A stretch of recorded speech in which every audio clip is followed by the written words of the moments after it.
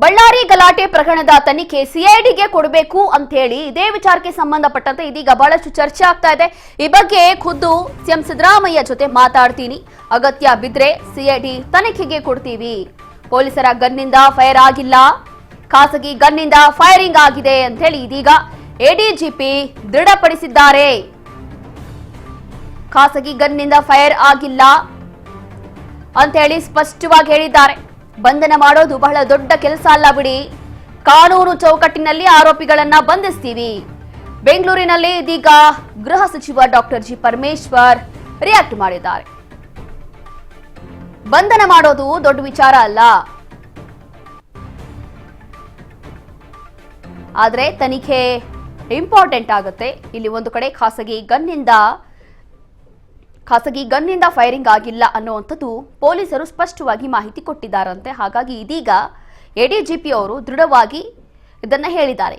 ಅಂದ್ರೆ ಸತೀಶ್ ರೆಡ್ಡಿ ಅವರ ಖಾಸಗಿ ಗನ್ಮ್ಯಾನ್ಗಳೇನಿದ್ರು, ಅಂದ್ರೆ ನಾರಾ ಭರತ್ ರೆಡ್ಡಿ ಅವರ ಆಪ್ತರಾಗಿರುವಂತಹ ಸತೀಶ್ ರೆಡ್ಡಿ ಅವರ ಗನ್ಮ್ಯಾನ್ಗಳು, ಖಾಸಗಿ ಗನ್ಮ್ಯಾನ್ಗಳು, ಇವರ ಗನ್ಗಳಿಂದ ಬಹುಶಃ ಫೈರ್ ಆಗಿರಬಹುದು ಅಂತೇಳಿ ತನಿಖೆ ನಡೀತಾ ಇದೆ. ಹಾಗಾಗಿ ಈ ಒಂದು ವಿಚಾರಕ್ಕೆ ಸಂಬಂಧಪಟ್ಟಂತೆ ಗೃಹ ಸಚಿವರು ಮಾತನಾಡಿದ್ದಾರೆ.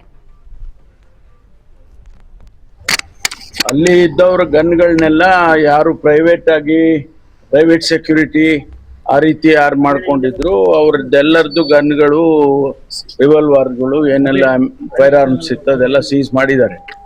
ಈಗ ಬೆಲಿಸ್ಟಿಕ್ ಎಕ್ಸ್ಪರ್ಟ್ಸ್ಗೆ ಕೊಟ್ಟು ಯಾವ ಗನ್ನಿಂದ ಅದು ಫೈರ್ ಆಗಿದೆ ಅನ್ನೋದು ಗೊತ್ತಾಗುತ್ತೆ.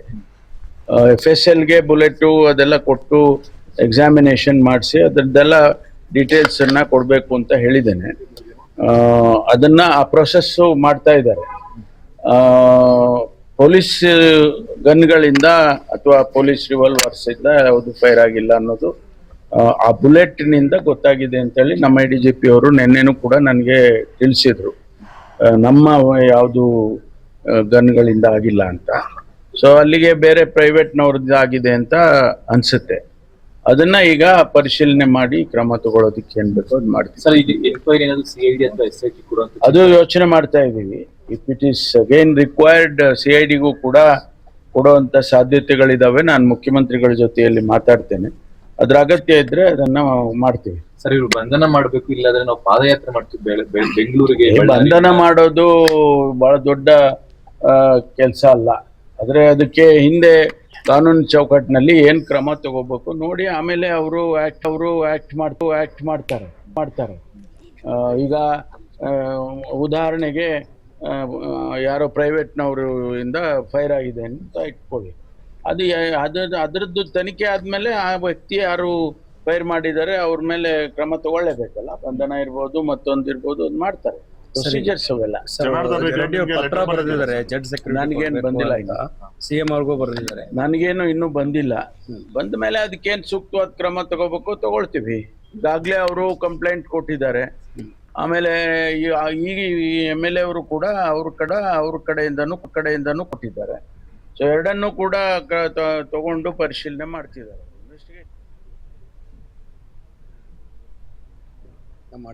ಕಾನೂನು ಸುವ್ಯವಸ್ಥೆ ವೈಫಲ್ಯ ಆಗಿದೆ ಅಂತ. ಇದೇ ವಿಚಾರಕ್ಕೆ ಸಂಬಂಧಪಟ್ಟಂತೆ ನಮ್ಮ ಪ್ರತಿನಿಧಿ ಡೆಸ್ಕ್ ನಿಂದ ಲೈವ್ ಅಲ್ಲಿ ಜಾಯ್ನ್ ಆಗ್ತಿದ್ದಾರೆ ಬಸವರಾಜ್ ಹೂಗಾರ್. ಬಸವರಾಜ್, ನೋಡ್ತಾ ಇದೀವಿ ಈ ಒಂದು ಪ್ರಕರಣ ಯಾವ ಮಟ್ಟಕ್ಕೆ ಸದ್ದಾಗ್ತಾ ಇದೆ, ಯಾವ ಮಟ್ಟಕ್ಕೆ ಚರ್ಚೆ ಆಗ್ತಾ ಇದೆ ಅಂತ ಹೇಳಿ. ಆದ್ರೂ ಕೂಡ ಇಲ್ಲಿ ಸತೀಶ್ ರೆಡ್ಡಿ ಅಂತಂದ್ರೆ ಭರತ್ ರೆಡ್ಡಿ ಅವರ ಆಪ್ತರಾಗಿರುವಂತಹ ಇವರ ಖಾಸಗಿ ಗನ್ಮ್ಯಾನ್ಸ್ ಗಳೇ ಬಹುಶಃ ಶೂಟ್ ಮಾಡಿದ್ದಾರೆ, ಅಥವಾ ಆ ಒಂದು ಗನ್ಗಳಿಂದನೇ ಶೂಟ್ ಆಗಿದೆ, ಆ ಒಂದು ಬುಲೆಟ್ಗಳು ಅವ್ರದೇ ಇರಬಹುದು ಅಂತ ಹೇಳಿ ಒಂದು ಸೀಕ್ರೆಟ್ ಆಗಿರುವಂತಹ ಜಾಗದಲ್ಲಿ ಕರ್ಕೊಂಡೋಗಿ ಪೊಲೀಸರು ಕೂಡ ತನಿಖೆ ನಡೆಸ್ತಾ ಇದ್ದಾರೆ. ಇದರಲ್ಲಿ ಗೃಹ ಸಚಿವರು ಹೇಳಿದ್ದಾರೆ, ಈಗ ಸ್ಪಷ್ಟವಾಗಿ ಮಾಹಿತಿ ಗೊತ್ತಾಗ್ತಾ ಇದೆ, ಇದು ಅವರ ಖಾಸಗಿ ಗನ್ಮ್ಯಾನ್ಗಳಿಂದ ಶೂಟ್ ಆಗಿಲ್ಲ ಅಥವಾ ಆ ಒಂದು ಗನ್ನು ಅದಲ್ಲ ಅಂತ ಹೇಳಿ. ಆದ್ರೂ ಕೂಡ ಮತ್ತೊಂದು ಕಡೆ ಜಮೀರ್ ಅಹಮದ್ ಅವರು ಇಲ್ಲಿ ಯಾರು ಸಿಎಂ ಸಿದ್ದರಾಮಯ್ಯ ಅವರನ್ನ ಭೇಟಿ ಆಗಿದ್ದಾರೆ, ತದನಂತರ ಭರತ್ ರೆಡ್ಡಿ ಅವರು ಕೂಡ ಭೇಟಿ ಆಗಿದ್ದಾರೆ, ಚರ್ಚೆ ನಡೆಸಿದ್ದಾರೆ. ಒಂದಷ್ಟು ಕ್ಲಾರಿಟಿಯನ್ನ ಏನ್ ಕೊಡಬೇಕಾಗಿತ್ತು ನಿನ್ನೆ ಕ್ಲಾರಿಟಿ ಕೊಟ್ಟಿದ್ದಾರೆ. ಮತ್ತೊಂದು ಕಡೆ ಕಾಂಗ್ರೆಸ್ ಹೈಕಮಾಂಡ್ ಇಂದ ಇಲ್ಲಿ ಭರತ್ ರೆಡ್ಡಿ ಅವರಿಗೆ ಸಪೋರ್ಟ್ ಸಿಗ್ತಾ ಇದೆ. ಈ ಮಟ್ಟಕ್ಕೆ ಈ ಒಂದು ಪ್ರಕರಣ ಹೋಗುತ್ತೆ ಅಥವಾ ಈ ಮಟ್ಟಕ್ಕೆ ಈ ಪ್ರಕರಣದಲ್ಲಿ ಕಾಂಗ್ರೆಸ್ ಹೈಕಮಾಂಡ್ ಇಂದ ಇಲ್ಲಿ ಭರತ್ ರೆಡ್ಡಿ ಅವರಿಗೆ ಸಪೋರ್ಟ್ ಸಿಗುತ್ತೆ ಅಂತ ಯಾರು ಊಹೆ ಕೂಡ ಮಾಡ್ಕೊಂಡಿರ್ಲಿಲ್ಲ ಅಂತ ಅನ್ಸುತ್ತೆ. ಒಂದು ಕಡೆ ಹೈಕಮಾಂಡ್ ಇಂದ ಸಪೋರ್ಟ್, ಮತ್ತೊಂದು ಕಡೆ ಗೃಹ ಸಚಿವರ ಸ್ಪಷ್ಟವಾದಂತಹ ಮಾತು, ಮತ್ತೊಂದು ಕಡೆ ಈ ರೀತಿಯಾದಂತಹ ಆಗಿರುವಂತಹ ಬೆಳವಣಿಗೆ ಅಂದ್ರೆ ನಿನ್ನೆ ಹೋಗಿ ಸಿಎಂ ಸಿದ್ದರಾಮಯ್ಯ ಅವರನ್ನ ಭೇಟಿಯಾಗಿ ಭರತ್ ರೆಡ್ಡಿ ಅವರೇ ಇರ್ಬೋದು, ಉಸ್ತುವಾರಿ ಸಚಿವರೇ ಇರ್ಬೋದು, ಒಂದಷ್ಟು ಕ್ಲಾರಿಟಿಯನ್ನ ತಗೊಂಡಿದ್ದಾರೆ. ಏನ್ ಮಾಡೋದು, ಹೇಗಾಯ್ತು, ಹೀಗಲ್ಲ ಹಾಗೆ ಅಂತ ಹೇಳಿ ಏನ್ ಹೇಳಬೇಕಿತ್ತು ಅದೆಲ್ಲವೂ ಕೂಡ ಹೇಳಿದ್ದಾರೆ.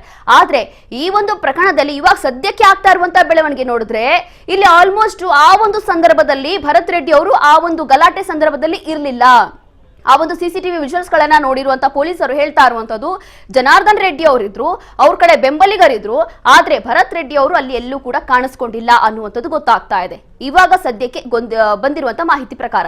ಸೊ ಏನಾಗಬಹುದು ಮುಂದೆ? ರೋಶಿನಿ, ಬಳ್ಳಾರಿಯಲ್ಲಿ ನಡೆದಿರ್ತಕ್ಕಂಥ ಒಂದು ಫೈರಿಂಗ್ ಪ್ರಕರಣಕ್ಕೆ ಸಂಬಂಧಪಟ್ಟಂತೆ ದೊಡ್ಡ ಮಟ್ಟಿಗೆ ಕೂಡ ಈಗ ಚರ್ಚೆ ಆಗ್ತಾ ಇದೆ. ಒಂದು ಕಡೆ ಆ ಒಂದು ಫೈರಿಂಗ್ ಆದಂಥ ಸಂದರ್ಭದಲ್ಲಿ ಅದಾದ ಬಳಿಕ ಒಂದಿಷ್ಟು ಸಿಎಂ ಸಿದ್ದರಾಮಯ್ಯವರು ಕೂಡ ಅದರ ಬಗ್ಗೆ ಮಾಹಿತಿ ಪಡೆದುಕೊಳ್ತಾರೆ. ಹೈಕಮಾಂಡ್ ನಾಯಕರಿಂದಲೂ ಕೂಡ ಅದರ ಬಗ್ಗೆ ವರದಿಯನ್ನು ಕೂಡ ತರಿಸ್ಕೊಳ್ತಾರೆ. ಹಾಗಾಗಿ ಕೆಪಿಸಿಸಿಯಿಂದಲೂ ಕೂಡ ಒಂದು ಸತ್ಯ ಶೋಧನಾ ಸಮಿತಿಯನ್ನು ಕೂಡ ರಚನೆ ಮಾಡಿ HM ರೇವಣ್ಣ ಅವರ ನೇತೃತ್ವದಲ್ಲಿ ಕೂಡ ಕಳಿಸ್ತಾರೆ. ಅವರು ಕೂಡ ಒಂದು ವರದಿಯನ್ನು ಕೂಡ ಸಿದ್ಧಪಡಿಸಿ ಈಗ ಕಾಂಗ್ರೆಸ್ ಪಕ್ಷಕ್ಕೂ ಕೂಡ ಕೊಟ್ಟಿರ್ತಕ್ಕಂಥದ್ದು. ಪ್ರಮುಖವಾಗಿ ಇಲ್ಲಿ ನಾರಾ ಭರತ್ ರೆಡ್ಡಿ ಅವರಿಗೆ ಅವರ ವಿರುದ್ಧ ಒಂದ್ ಕಡೆ ಅಸಮಾಧಾನ ಸಿಎಂ ಸಿದ್ದರಾಮಯ್ಯ ಹೇಳಿದ್ದಾರೆ, ಅಸಮಾಧಾನಗೊಂಡಿದ್ದಾರೆ. ಒಂದ್ ಕಡೆ ಸಚಿವ ಜಮೀರ್ ಅಹಮದ್ ಖಾನ್ ಅವರಿಗೂ ಕೂಡ ಗರಂ ಆಗಿದ್ದಾರೆ ಅನ್ನುವಂತ ಮಾಹಿತಿ ಕೂಡ ಇತ್ತು. ಇದೀಗ ಖುದ್ದಾಗಿ ಕಾಂಗ್ರೆಸ್ ಪಕ್ಷದ ಹೈಕಮಾಂಡ್ ನಾಯಕರೇ ನಾರಾ ಭರತ್ ರೆಡ್ಡಿ ಅವರಿಗೆ ಒಂದು ಸಮಾಧಾನ ಪಡಿಸುವಂತ ಮತ್ತು ಧೈರ್ಯ ತುಂಬುವಂತಹ ಪ್ರಯತ್ನ ಮಾಡಿದ್ದಾರೆ ಅನ್ನುವಂತ ಮಾಹಿತಿ ಇದೆ. ಯಾಕೆ ಧೈರ್ಯವನ್ನ ತುಂಬಿದ್ರು ಅನ್ನುವಂಥದ್ದು ನಾವು ನೋಡ್ತಾ ಹೋದ್ರೆ ಒಂದ್ ಕಡೆ ಯಾವಾಗ ಜನಾರ್ದನ್ ರೆಡ್ಡಿ ಅವರ ಹೆಸರನ್ನ ಹಾಳು ಮಾಡೋದಕ್ಕೆ ಈ ರೀತಿಯಾಗಿರ್ತಕ್ಕಂಥ ಒಂದು ಷಡ್ಯಂತ್ರ ನಡೀತಾ ಇದೆ, ಕಾಂಗ್ರೆಸ್ ಪಕ್ಷದ ಶಾಸಕರಿಂದಲೇ ಈ ರೀತಿ ಗಲಭೆ ಸೃಷ್ಟಿ ಆಗಿದೆ ಅನ್ನುವಂಥದ್ದನ್ನ ಬಿಜೆಪಿಯ ರಾಜ್ಯಾಧ್ಯಕ್ಷರಾಗಿರ್ತಕ್ಕಂಥ ವಿಜೇಂದ್ರ ಅವರು ಕೂಡ ಒಂದು ಪೋಸ್ಟ್ ಅನ್ನ ಮಾಡ್ತಾರೆ. ಈ ಒಂದು ನಿಟ್ಟಿನಲ್ಲಿ ಆ ಸ್ಥಳಕ್ಕೂ ಕೂಡ ಹೋಗ್ತಾರೆ, ಬಳ್ಳಾರಿಗೆ ಜನಾರ್ದನ್ ರೆಡ್ಡಿ ಅವರ ನಿವಾಸಕ್ಕೆ ಹೋಗ್ತಾರೆ, ಅಲ್ಲಿ ಕೂಡ ಅವ್ರ ಜೊತೆ ಮಾತುಕತೆ ನಡೆಸ್ತಾರೆ. ಹಾಗಾಗಿ ಇಡೀ ಬಿಜೆಪಿಯ ನಾಯಕರು ಒಗ್ಗಟ್ಟಾಗ್ತಾರೆ. ಆ ಒಂದು ಬೆನ್ನಲ್ಲೇ ಹೈಕಮಾಂಡ್ ನಾಯಕರು ಸಹಿತ ನಾರಾ ಭರತ್ ರೆಡ್ಡಿ ಅವರಿಗೂ ಕೂಡ ಒಂದು ಧೈರ್ಯ ತುಂಬುವಂತ ಪ್ರಯತ್ನ ಮಾಡ್ತಾರೆ. ನೀವು ಯಾರಿಗೂ ಕೂಡ ಹೆದರುವಂತ ಅವಶ್ಯಕತೆ ಇಲ್ಲ, ಕಾನೂನು ಇದೆ, ಕಾನೂನು ಪ್ರಕಾರ ಕ್ರಮ ಆಗುತ್ತೆ, ನಾವೆಲ್ಲರೂ ಕೂಡ ನಿಮ್ ಜೊತೆ ಇದ್ದೇವೆ ಅನ್ನುವಂಥದ್ದನ್ನ ಹೈಕಮಾಂಡ್ ನಾಯಕರು ಕೂಡ ಹೇಳಿದ್ದಾರೆ ಅನ್ನುವಂಥ ಮಾಹಿತಿ ಇದೆ. ಅದರ ಜೊತೆಗೆ ಇವತ್ತು ಏನು ಬಳ್ಳಾರಿಯ ಜಿಲ್ಲಾ ಉಸ್ತುವಾರಿ ಸಚಿವರಾಗಿರ್ತಕ್ಕಂಥ ಜಮೀರ್ ಅಹಮದ್ ಖಾನ್ ಅವರು ಸಹಿತ ನಾರಾ ಭರತ್ ರೆಡ್ಡಿ ಅವರನ್ನ ಸಿಎಂ ಸಿದ್ದರಾಮಯ್ಯ ಅವರ ಜೊತೆ ಕೂಡ ಭೇಟಿ ಮಾಡಿಸಿರ್ತಕ್ಕಂಥದ್ದು. ಆ ಒಂದು ಸಂದರ್ಭದಲ್ಲಿ ಮೊದಲಿಗೇನು ಸಿಎಂ ಸಿದ್ದರಾಮಯ್ಯ ಈ ಪ್ರಕರಣಕ್ಕೆ ಸಂಬಂಧಪಟ್ಟಂತೆ ಅಸಮಾಧಾನಗೊಂಡಿದ್ರು.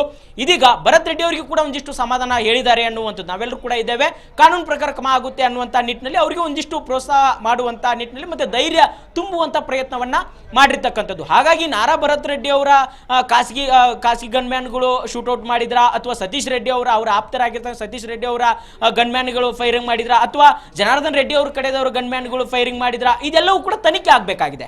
ತನಿಖೆ ಆದ ಬಳಿಕ ಅದು ಗೊತ್ತಾಗಬೇಕಾಗಿದೆ. ಹಾಗಾಗಿ ಈಗಾಗಲೇ ತನಿಖೆ ಕೂಡ ನಡೆಸ್ತಾ ಇದ್ದಾರೆ. ಆದ್ರೆ ಒಂದು ಈಗ ಪ್ರಶ್ನೆ ಮೂಡ್ತಾ ಇದೆ, ಮತ್ತೆ ಸಾಕಷ್ಟು ಗೊಂದಲಕ್ಕೆ ಎಡೆ ಮಾಡಿಕೊಡ್ತಾ ಇದೆ, ಮತ್ತೆ ಮತ್ತಷ್ಟು ಕುತೂಹಲಕ್ಕೆ ಎಡೆ ಮಾಡಿಕೊಡ್ತಾ ಇದೆ ಅಂತ ಅದು ಗೃಹ ಸಚಿವರ ಇವತ್ತಿನ ಒಂದು ಹೇಳಿಕೆ.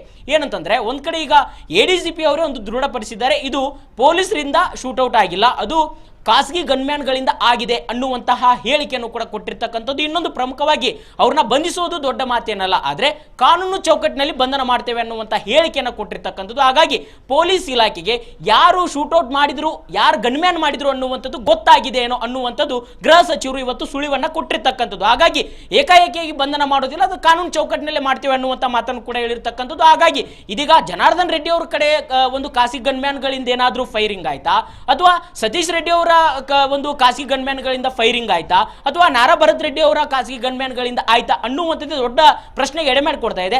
ಆದ್ರೆ ಒಂದು ಸುಳಿವು ಕೊಟ್ಟಿರ್ತಕ್ಕಂಥದ್ದು ಎಲ್ಲೋ ಒಂದು ಕಡೆ ಇದು ಜನಾರ್ದನ್ ರೆಡ್ಡಿ ಅವರ ಖಾಸಗಿ ಗನ್ಮ್ಯಾನ್ಗಳಿಂದ ಏನಾದ್ರೂ ಆಯ್ತಾ ಅನ್ನುವಂಥ ರೀತಿಯಲ್ಲೇ ಪರಮೇಶ್ವರ್ ಅವರು ಇವತ್ತು ಹೇಳಿಕೆಯನ್ನು ಕೊಟ್ಟಿರ್ತಕ್ಕಂಥದ್ದು. ಯಾಕಂತಂದ್ರೆ ಬಂಧನ ಮಾಡೋದು ದೊಡ್ಡ ಮಾತಲ್ಲ, ನಾವು ಕಾನೂನು ಚೌಕಟ್ಟಿನಲ್ಲಿ ಮಾಡ್ತೇವೆ ಅನ್ನುವಂತಹ ಗೃಹ ಸಚಿವರ ಏನು ಹೇಳಿಕೆ ಇದೆ. ಹಾಗಾಗಿ ಹಿರಿಯ ಪೊಲೀಸ್ ಅಧಿಕಾರಿಗಳು ಅವರಿಗೆ ಮಾಹಿತಿಯನ್ನು ನೀಡಿದ್ದಾರೆ, ಯಾರು ಒಂದು ಗನ್ಮ್ಯಾನ್ಗಳಿಂದ ಅಲ್ಲಿ ಶೂಟ್ಔಟ್ ಆಗಿದೆ ಅನ್ನುವಂಥದ್ದನ್ನ ಮಾಹಿತಿ ಈಗಾಗಲೇ ಗೃಹ ಇಲಾಖೆಗೆ ತಲುಪಿದೆ ಅನ್ನುವಂಥದ್ದು ಕೂಡ ಈಗ ಗೊತ್ತಾಗ್ತಾ ಇದೆ. ಹಾಗಾಗಿ ಎಲ್ಲೋ ಒಂದು ಕಡೆ ಬಳ್ಳಾರಿಯಲ್ಲಿ ನಡೆದಿರ್ತಕ್ಕಂಥ ಈ ಶೂಟ್ಔಟ್ ಪ್ರಕರಣ ಏನಿದೆ ದೊಡ್ಡ ಮಟ್ಟಿಗೆ ಇದು ಹೈಕಮಾಂಡ್ ಲೆವೆಲ್ಗೂ ಕೂಡ ಹೋಗಿದೆ. ಬಿಜೆಪಿಯ ಹೈಕಮಾಂಡ್ ನಾಯಕರ ಬಳಿಯೂ ಕೂಡ ಹೋಗಿರ್ತಕ್ಕಂಥದ್ದು. ಅದರಂತೆ ಕಾಂಗ್ರೆಸ್ ಪಕ್ಷದ ಹೈಕಮಾಂಡ್ ನಾಯಕರು ಕೂಡ ಎಂಟ್ರಿ ಆಗಿದ್ದಾರೆ, ನಾರಾ ಭರತ್ ರೆಡ್ಡಿ ಅವರಿಗೆ ಒಂದು ಧೈರ್ಯವನ್ನು ತುಂಬಿದ್ದಾರೆ. ಹಾಗಾಗಿ ಈ ಪ್ರಕರಣ ಬಳ್ಳಾರಿಯಿಂದ ಡೆಲ್ಲಿವರೆಗೂ ಕೂಡ, ಅಂದ್ರೆ ಇಲ್ಲಿ ರಾಜ್ಯದಿಂದ ಡೆಲ್ಲಿವರೆಗೂ ಕೂಡ ಹೋಗಿ ದೊಡ್ಡ ಮಟ್ಟಿಗೆ ಕೂಡ ಈಗ ಈ ಪ್ರಕರಣವನ್ನ CIDಗೂ ಕೂಡ ಕೊಡಬೇಕು ಅನ್ನುವಂತ ಲೆಕ್ಕಾಚಾರದಲ್ಲಿ ಕೂಡ ಇದ್ದಾರೆ. ಯಾಕಂತಂದ್ರೆ ಇಲ್ಲಿ ಯಾವ ಬಣದಿಂದ ಏನ್ ಗಲಾಟೆ ಸೃಷ್ಟಿ ಆಯಿತು, ಅಷ್ಟಕ್ಕೂ ಗಲಾಟೆ ಆಗ್ಲಿಕ್ಕೆ ಏನ್ ಒಂದು ಕಾರಣ ಅನ್ನುವಂಥದ್ದು ಕೂಡ ದೊಡ್ಡ ಮಟ್ಟಿಗೆ ಕೂಡ ಒಂದು ತನಿಖೆ ಆಗಬೇಕಾಗುತ್ತೆ. ಹಾಗಾಗಿ ಈ ಪ್ರಕರಣವನ್ನ ಯಾವ ಹಂತಕ್ಕೆ ಹೋಗುತ್ತೆ ಅನ್ನುವಂಥದ್ದೇ ಸಾಕಷ್ಟು ಕುತೂಹಲಕ್ಕೆ ಎಡೆ ಮಾಡಿಕೊಡ್ತಾ ಇದೆ ರೋಶಿನಿ. ಎಸ್ ಬಸವರಾಜ್, ನೋಡಿ ಮತ್ತೊಂದು ಪ್ರಶ್ನೆಯಲ್ಲಿ ಮೂಡ್ತಾ ಇದೆ. ಅದು ಯಾವುದೇ ಪ್ರಕರಣ ಇಲ್ಲಿ, ಈ ಹಿಂದೆ ಬಹಳಷ್ಟು ಪ್ರಕರಣಗಳು ಎಕ್ಸಾಂಪಲ್ಸ್ ಇದೆ ನಮ್ಮ ಹತ್ರ, ಆದ್ರೂ ಕೂಡ ಯಾವುದೇ ಪ್ರಕರಣದಲ್ಲಿ ಅಷ್ಟು ಸುಲಭವಾಗಿ ಕಾಂಗ್ರೆಸ್ ಹೈಕಮಾಂಡ್ ಎಂಟ್ರಿ ಕೊಡೋದಿಲ್ಲ. ಈ ಪ್ರಕರಣದಲ್ಲಿ ಇಷ್ಟು ಸುಲಭವಾಗಿ ಕಾಂಗ್ರೆಸ್ ಹೈಕಮಾಂಡ್ ಎಂಟ್ರಿ ಕೊಟ್ಟಿದೆ. ಅದರಲ್ಲೂ ಕೂಡ ಭರತ್ ರೆಡ್ಡಿ ಅವರಿಗೆ ಸಪೋರ್ಟ್ ಆಗಿ, ಅಂದ್ರೆ ಸಪೋರ್ಟಿವ್ ಆಗಿ ನಿಲ್ತೀವಿ, ನೀನೇನು ತಲೆ ಕೆಡಿಸ್ಕೋಬೇಡ ಅಂತ ಹೇಳಿ ಧೈರ್ಯ ತುಂಬಿದ್ದಾರೆ. ಇದು ಎಷ್ಟರ ಮಟ್ಟಿಗೆ ಸರಿ? ಒಂದ್ ರೀತಿಯಾಗಿ ಗಲಭೆ ಸೃಷ್ಟಿಯಾಗಿದೆ ಅಥವಾ ಒಂದು ಪೀಸ್ಫುಲ್ ಆಗಿ ಶಾಂತಿಯುತವಾಗಿದ್ದಂತಹ ಬಳ್ಳಾರಿ ದೇಶದಲ್ಲಿ, ಆ ಒಂದು ಪ್ರದೇಶದಲ್ಲಿ ಒಂದ್ ರೀತಿಯಾಗಿ ಜನಕ್ಕೆ ಭಯ ಕೂಡ ಇದೀಗ ಶುರುವಾಗಿದೆ. ಮತ್ತೊಂದು ಕಡೆ ಇಲ್ಲಿ ಬೇರೆ ವಿಪಕ್ಷ ನಾಯಕರು ಅಥವಾ ವಿರೋಧ ಪಕ್ಷದವರು ಹೇಳ್ತಾ ಇರುವಂತದ್ದು ಓಪನ್ ಆಗಿ ಗೂಂಡಾಗರ್ದಿ ಮಾಡ್ತಿದ್ದಾರೆ, ರೌಡಿಸಮ್ ಮಾಡ್ತಿದ್ದಾರೆ, ದಿಢೀರಾಗಿ ಬರ್ತಾರೆ, ಆವಾಜ್ ಹಾಕ್ತಾರೆ, ಫೈರಿಂಗ್ ಮಾಡ್ತಾರೆ, ಮತ್ತೊಂದು ಆಗ್ತಾ ಇದೆ. ಒಂದು ಕಡೆ ಇಲ್ಲಿ ಆ ಕಾನೂನು ಸುವ್ಯವಸ್ಥೆ ಯಾವ ಮಟ್ಟಕ್ಕೆ ಹಾಳಾಗಿದೆ ಅನ್ನುವಂಥದ್ದು ಒಂದು ಪ್ರಶ್ನೆ. ಮತ್ತೊಂದು ಕಡೆ ಕಾಂಗ್ರೆಸ್ ಹೈಕಮಾಂಡ್ ಈ ಒಂದು ಕೇಸಲ್ಲಿ ಅಷ್ಟು ಸುಲಭವಾಗಿ ಹೇಗೆ ಎಂಟ್ರಿ ಕೊಟ್ಬಿಡ್ತು, ಅಷ್ಟು ಸುಲಭವಾಗಿ ಹೇಗೆ ಅವರು ಸಪೋರ್ಟ್ ಅನ್ನ ಮಾಡ್ತಿದ್ದಾರೆ ಅಂತ. ಖಂಡಿತ ರೋಶಿನಿ, ಕಾಂಗ್ರೆಸ್ ಪಕ್ಷದ ಹೈಕಮಾಂಡ್ ನಾಯಕರ ಎಂಟ್ರಿ ಆಗಿರ್ಬೋದು, ಮತ್ತೆ ಇಲ್ಲಿ ರಾಜ್ಯ ಬಿಜೆಪಿ ಅಧ್ಯಕ್ಷರಾಗಿರ್ತಕ್ಕಂಥ ವಿಜೇಂದ್ರ ಅವರ ಎಂಟ್ರಿ ಆಗಿರ್ಬೋದು, ಮತ್ತೆ ವಿರೋಧ ಪಕ್ಷದ ನಾಯಕರಾಗಿರ್ತಕ್ಕ ಆರ್ ಅಶೋಕ್ ಅವರು ಹೋಗಿ ಪೊಲೀಸ್ ಮಹಾನಿರ್ದೇಶಕರಿಗೆ ದೂರು ಕೊಟ್ಟಿರೋದಾಗಿರ್ಬೋದು, ಇವೆಲ್ಲವನ್ನು ಕೂಡ ನೋಡ್ತಾ ಹೋದ್ರೆ ಎಲ್ಲೋ ಒಂದು ಕಡೆ ಈ ಒಂದು ಸಾವು ಪ್ರಕರಣ ಏನಿದೆ, ಒಂದು ಕಡೆ ಅಲ್ಲಿ ಗಲಭೆ ಆಗಿರ್ತಕ್ಕಂಥ ಪ್ರಕರಣ ಏನಿದೆ, ಈ ಒಂದು ಪ್ರಕರಣ ಅಲ್ಲಿ ರಾಜಕೀಯವಾಗಿರ್ತಕ್ಕಂಥ ಜಿದ್ದಾಜಿದ್ದಿನ ಭಾಗವೇ ಅನ್ನುವಂಥದ್ದು ಸಹಜವಾಗಿ ಗೊತ್ತಾಗ್ತಾ ಇದೆ. ಯಾಕಂತಂದ್ರೆ ಸುಲಭವಾಗಿ ಇಲ್ಲಿ ರಾಜ್ಯದ ಏನೇ ಬೆಳವಣಿಗೆ ಆದ್ರೂ ಸಹಿತ, ದೊಡ್ಡ ಏನಾದ್ರೂ ಇಲ್ಲಿ ಪ್ರವಾಹ ಬಂದಂತ ಸಂದರ್ಭದಲ್ಲಿ ಆಗಿರಬಹುದು ಅಥವಾ ಏನೇ ಒಂದು ಸಾವು ನೋವುಗಳಾದಂತ ಸಂದರ್ಭದಲ್ಲಿ ಆಗಿರಬಹುದು, ಯಾವುದೇ ರೀತಿ ಕೂಡ ಹೈಕಮಾಂಡ್ ನಾಯಕರು ಕೂಡ ಬಹು ಬೇಗನೆ ಸ್ಪಂದನೆ ಮಾಡೋದಿಲ್ಲ. ಆದ್ರೆ ಈ ಪ್ರಕರಣಕ್ಕೆ ಮಾತ್ರ ಬಹು ಬೇಗನೆ ಅವರು ಸ್ಪಂದನೆ ಮಾಡಿದ್ದಾರೆ. ಅಂದ್ರೆ ಇದು ರಾಜಕೀಯ ನಡುವಿನ ಒಂದು ಜಿದ್ದಿನ ಕಣವಾಗಿ ಪರಿಣಮಿಸಿದೆ ಬಳ್ಳಾರಿಯ ಒಂದು ಶೂಟೌಟ್ ಪ್ರಕರಣ ಅನ್ನುವಂಥದ್ದು ಕೂಡ ಸ್ಪಷ್ಟವಾಗಿ ಗೊತ್ತಾಗ್ತಾ ಇದೆ. ಹಾಗಾಗಿ ಇಲ್ಲಿ ಗಾಲಿ ಜನಾರ್ದನ್ ರೆಡ್ಡಿ ಅವರು ಮತ್ತೆ ಶ್ರೀರಾಮ್ಲು ಅವರು ಒಂದ್ ಕಡೆ, ಇನ್ನೊಂದು ಕಡೆ ನಾರಾ ಭರತ್ ರೆಡ್ಡಿ ಅವರು ಮತ್ತೆ ಸತೀಶ್ ರೆಡ್ಡಿ ಆಗಿರಬಹುದು, ಹಲವು ಒಂದ್ ಕಡೆ ಈ ಒಂದು ಎರಡು ಬಣಗಳ ನಡುವೆ ಇಲ್ಲಿ ಸೃಷ್ಟಿಯಾಗಿದೆ. ಇನ್ನೊಂದು ಕಡೆ ಡಿ ಕೆ ಶಿವಕುಮಾರ್ ಅವರು ಕೂಡ ಹೇಳಿರ್ತಕ್ಕಂಥದ್ದು, ಅಲ್ಲಿ ಬಳ್ಳಾರಿಯಲ್ಲಿ ಬಿಜೆಪಿ ನಾಯಕರು ಒಂದ್ ಕಡೆ ಸೋಲಿನ ಭಯದಿಂದ ಭಯ ಭೀತಿ ಆಗಿದೆ, ಅಲ್ಲಿ ಜನರು ಅವ್ರನ್ನ ತಿರಸ್ಕರಿಸಿದ್ದಾರೆ, ಆ ಒಂದು ನಿಟ್ಟಿನಲ್ಲಿ ಈ ರೀತಿಯಾಗಿರ್ತಕ್ಕಂಥ ಷಡ್ಯಂತ್ರ ನಡೆದಿದೆ ಅನ್ನುವಂತ ನಿಟ್ಟಿನಲ್ಲಿ ಕೂಡ ಡಿ ಕೆ ಶಿವಕುಮಾರ್ ಅವರು ಒಂದು ಹೇಳಿಕೆಯನ್ನು ಕೊಡ್ತಾರೆ. ಹಾಗಾಗಿ ಒಂದ್ ಕಡೆ ಬಿಜೆಪಿ ನಾಯಕರು ಹೇಳ್ತಾರೆ ಕಾನೂನು ಸುವ್ಯವಸ್ಥೆ ಸರಿ ಇಲ್ಲ, ಎಲ್ಲೋ ಒಂದ್ ಕಡೆ ಅವರೇ ಕಾಂಗ್ರೆಸ್ ಸರ್ಕಾರ ಇದೆ, ಹಾಗಾಗಿ ಅವರ ಶಾಸಕನಿಂದಲೇ ಒಂದ್ ಕಡೆ ಈ ರೀತಿಯಾಗಿರ್ತಕ್ಕಂಥ ಗಲಭೆನ ಸೃಷ್ಟಿ ಮಾಡಿದ್ದಾರೆ, ಜನರಲ್ಲಿ ಭಯದ ವಾತಾವರಣ ಸೃಷ್ಟಿ ಮಾಡಿದ್ದಾರೆ ಅನ್ನುವಂಥದ್ದನ್ನ ಹೇಳಿಕೆಯನ್ನು ಕೊಡ್ತಾರೆ. ಹಾಗಾಗಿ ಪರಸ್ಪರ ಎರಡೂ ರಾಜಕೀಯ ಪಕ್ಷಗಳು ಸಹಿತ ಇಲ್ಲಿ ರಾಜಕೀಯವನ್ನ ಮಾಡ್ತಾ ಇದ್ದಾರೆ.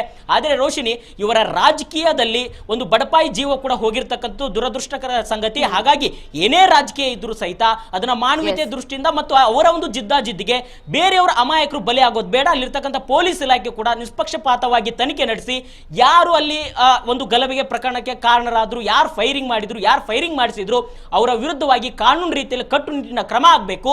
ಇದು ಮತ್ತೊಮ್ಮೆ ಮರುಕಳಿಸಬೇಡ. ಯಾಕಂತಂದ್ರೆ ಬಳ್ಳಾರಿಯಲ್ಲಿ ಈ ಹಿಂದೆ ಏನೇನಾಗಿದೆ ಘಟನೆ ಅನ್ನುವಂಥದ್ದು ಎಲ್ಲರಿಗೂ ಕೂಡ ಗೊತ್ತು.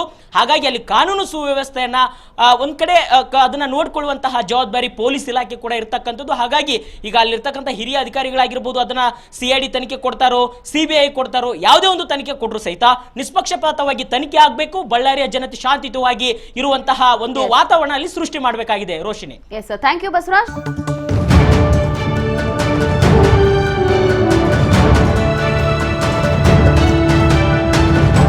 ರಾಜ್ ನ್ಯೂಸ್ ಕನ್ನಡ.